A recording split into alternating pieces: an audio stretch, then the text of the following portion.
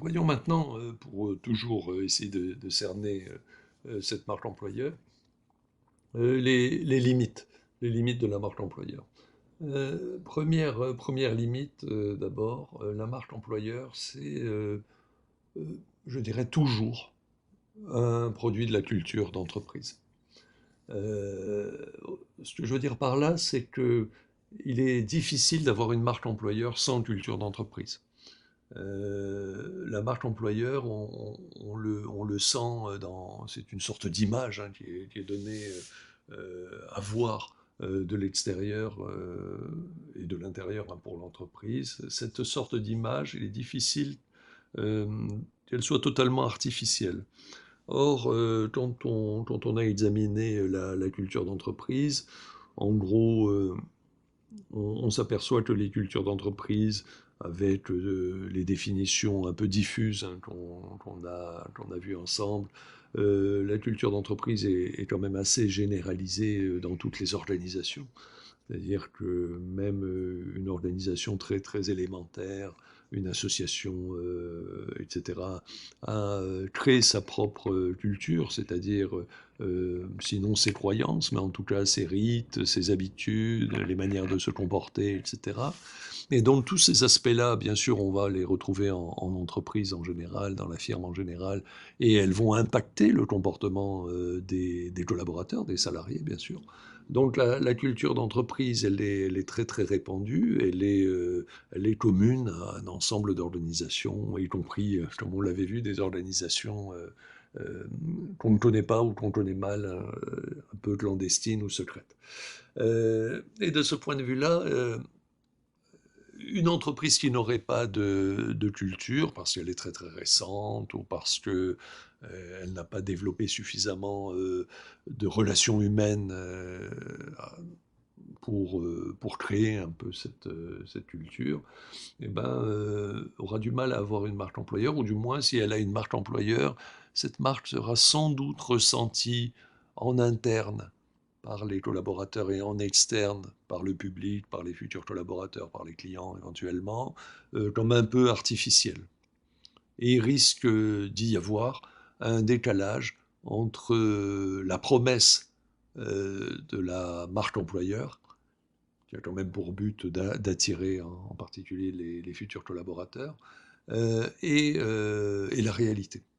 Et on verra dans la partie suivante hein, concernant les cibles du marketing RH, on verra que ce décalage, s'il existe entre la promesse et la réalité, est extrêmement toxique, extrêmement nocif et négatif pour le maintien du collaborateur dans l'entreprise. En tout cas, du plaisir, je dirais, que le collaborateur a resté dans l'entreprise. Donc ce premier aspect négatif, je dirais, à savoir qu'il est difficile d'avoir une marque employeur sans culture d'entreprise. Donc la marque employeur, elle va s'appuyer sur, comme on l'avait vu, une histoire, un récit, une légende, des symboles, des logos, des victoires, des défaites, etc. Des comportements quotidiens, des rites, comme on l'a vu. Euh, Par contre, il est possible d'avoir une culture d'entreprise sans marque employeur. Ça illustre le fait que la culture d'entreprise, contrairement à la marque employeur, et ça nous aide aussi à définir la marque employeur, la culture d'entreprise n'est pas fabriquée. Elle est créée par les personnes qui constituent l'entreprise. Alors, ça peut être les dirigeants, le comportement des dirigeants, le comportement des collaborateurs, etc. Éventuellement le comportement des clients. Mais c'est un processus, je dirais, la culture d'entreprise, plutôt qu'un état, une photographie en quelque sorte de l'existant. Et c'est un processus qui est créé par l'ensemble des collaborateurs de l'entreprise, y compris d'ailleurs les dirigeants. C'est un processus qui est souvent, comme on l'a vu, qui est sous-jacente et pas nécessairement très, très explicite, donc ce n'est pas quelque chose de codifié en quelque sorte, de manière explicite dans un guide de la culture d'entreprise, comme on avait déjà évoqué la question. Donc il y a ce premier aspect. Ce premier aspect conduit à un deuxième aspect qui est que la culture d'entreprise, c'est une structure cachée, un circuit plutôt caché, que je qualifiais un peu de double commande, hein, qui apparaît en cas de difficulté dans les circuits habituels et officiels. Donc on a la culture d'entreprise qui revient en surface quand il y a quand il y a une difficulté, hein. C'est ce qu'indiquait aussi un peu Maurice Thévenet dans la définition qu'on avait vue, où il considérait au fond la culture d'entreprise comme une ressource ou un réservoir, si vous vous souvenez, quand les choses vont mal. Donc on ressort la culture. Donc la culture d'entreprise, c'est un produit des collaborateurs, hein, du comportement des collaborateurs dans l'entreprise, euh, plus qu'un produit du marketing. C'est-à-dire que la marque employeur, elle va être fabriquée par le marketing. Elle va pas être. Alors, le marketing va utiliser naturellement les éléments de la culture, hein, comme fondation en quelque sorte. Et puis pour ne pas être en contradiction objective avec la réalité. On va voir donc que cet aspect important est important, qu'il n'y ait pas de contradiction entre l'image qu'on donne et la réalité. Donc de ce point de vue-là, marque employeur va s'appuyer sur la culture, mais la culture, donc, elle est, j'allais dire, elle est naturelle, si on peut considérer une culture comme naturelle, puisqu'on oppose généralement nature et culture, mais cette culture, elle vient de la communauté des gens qui sont dans la firme, dans l'organisation en général, euh, et qui, par stratification, par histoire, par comportement, etc., on a évoqué l'histoire, les récits, les légendes, les symboles, se fabriquent avec le temps. L'image qui est donnée par la marque employeur, elle est fabriquée. Elle ne se fabrique pas, si vous voulez, si on pouvait indiquer cette distinction un peu artificielle, là aussi. La marque employeur ne se fabrique pas, elle est fabriquée. Elle est fabriquée comme une marque produit, comme une marque entreprise, etc. Et la grande distinction donc entre la marque employeur et la culture d'entreprise va résider là. Donc ça, c'est la différence essentielle et fondamentale entre la marque employeur et la culture d'entreprise. Dès l'origine, si vous voulez, la marque employeur apparaît comme un outil fabriqué par le management pour communiquer à certaines cibles. Donc ça, c'est alors que la culture d'entreprise, euh, elle peut être entretenue, elle peut être développée, et donc un enjeu, je dirais, de la marque employeur, c'est justement de vivifier, d'activer la culture d'entreprise et d'en retirer les aspects les plus sympathiques pour se rendre, je dirais, attirant, pour que la firme se rende attirante vis-à-vis de l'extérieur. La marque employeur ne peut pas fonctionner sans culture d'entreprise, ne peut pas fonctionner durablement et de manière crédible sans culture d'entreprise. Ça, c'est un point. Mais la marque employeur, elle est fabriquée.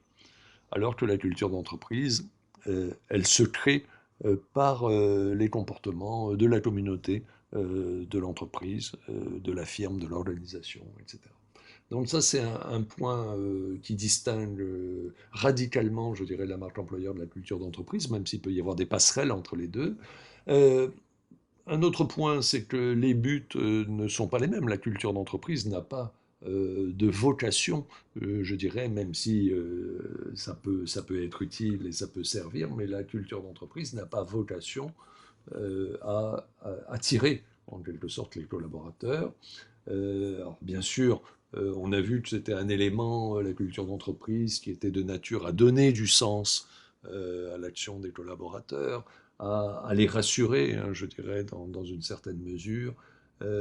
C'est également un élément dans la cohésion de la firme, un élément qui permet la cohésion de la communauté humaine, hein, qui est constituée qui constitue la firme.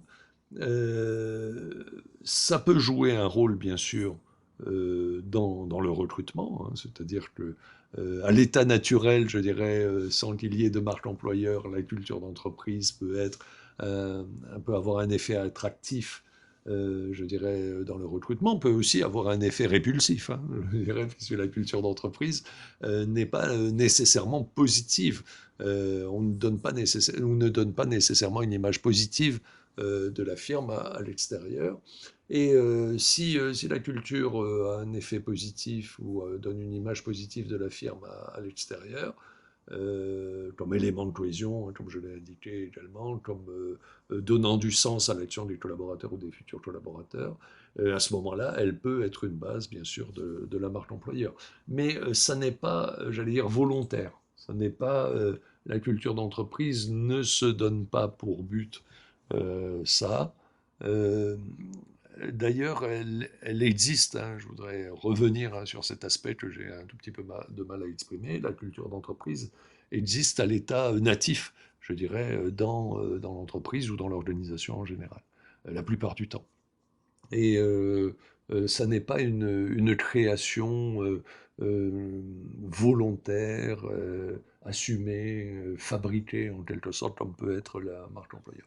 Alors, la marque employeur, donc, va, elle, euh, contrairement ou en parallèle, en tout cas avec la culture d'entreprise, dont ça n'est pas le but, la marque employeur va être essentiellement destinée au recrutement, à l'intégration et à la fidélisation des personnels. Ce qui n'est pas du tout, enfin, ce qui n'est pas, ça n'est pas contradictoire, mais ça n'est pas le but. Ça peut être un effet de la culture d'entreprise, mais ça n'est pas le but recherché par la culture d'entreprise. Enfin, sur la distinction entre la marque employeur et la culture d'entreprise, juste un mot sur des éléments qui sont récurrents, hein, à savoir ben, la durée.